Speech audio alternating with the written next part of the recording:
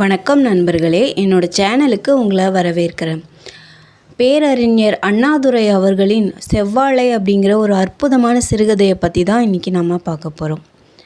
விவசாய கூலி தொழிலாளியான செங்கோடன், அவனுடைய மனைவி குப்பி, அவங்களுக்கு 3 குழந்தைங்க, அப்புறம் அவங்க குடும்பமே சேர்ந்து ஆசையாக வளர்த்துட்டு வர செவ்வாழை கன்று, இவங்க எல்லாம் தான் கதை மாந்தர்கள். வாங்க இப்போ கதைக்குள்ளே போகலாம்.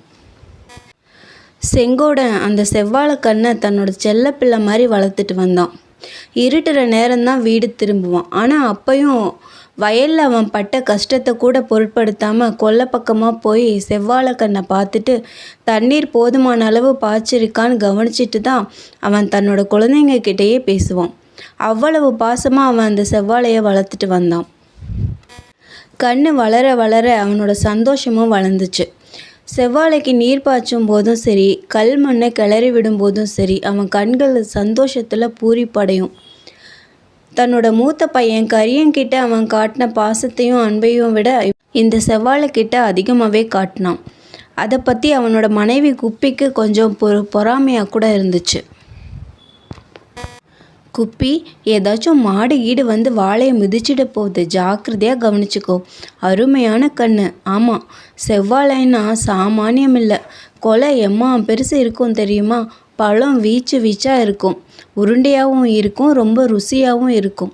பழத்தை கண்ணாலேயே பார்த்துட்டா கூட போதும், பசியாறி போகும் அப்படின்னு குப்பிக்கிட்ட பெருமையாக பேசுவான் செங்கோடன். அவனோட குழந்தைங்களும் அப்படி தான். பக்கத்து வீட்டு எதிர் வீட்டு குழந்தைங்க கிட்ட பெருமையாக பேசுவாங்க. உழவர் வீட்டு பிள்ளைங்க வேற எதை பற்றி பேசிக்க முடியும்? அப்பா வாங்கின புதிய மோட்டார் காரை பற்றியா, அம்மாவோட வைரத்தோட பற்றியா, இல்லை அண்ணன் வாங்கிட்டு வந்த ரேடியோவை பற்றியா? எதை பற்றி அவங்க பேச முடியும்? செவ்வாழை கண்ணு தான் அவங்களுக்கு மோட்டார் கார், ரேடியோ, வைரத்தோடு சகலமும். மூத்த பையன் கரியன் செவ்வாழை கொலை தள்ளுனதும் ஒரு சீப்பு பழம் எனக்கு தான் அப்படின்னு சொல்லுவான். ஒன்று கூட எனக்கு தரமாட்டியா? நான் உனக்கு மாம்பழம், வேர்க்கடலை எல்லாம் கொடுத்துருக்க, கவனம் இருக்கட்டும் அப்படின்னு எதிர்குடிசை எல்லப்ப சொல்லுவான். கரியனோட தங்கச்சி காமாட்சியோ கண்ணை சிமிட்டிக்கிட்டே சொல்லுவான், உனக்கு ஒரு சீப்புன்னா எனக்கு 2 சீப்பு தெரியுமா? அம்மாவை கேட்டு ஒரு சீப்பு, அப்பாவை கேட்டு ஒரு சீப்பு அப்படின்னு குறும்பாக பேசுவான். 3வது பையன் முத்து, சீப்பு கணக்கு போட்டுக்கிட்டு ஏமாந்து போயிடாதீங்க. ஆமாம், பழம் ஆகிறதுக்குள்ளே யார் என்னென்ன செஞ்சிருவாங்களோ யாரு கண்டா அப்படின்னு சொல்லுவான். சும்மா வேடிக்கைக்காக அவன் இதை சொல்லலை.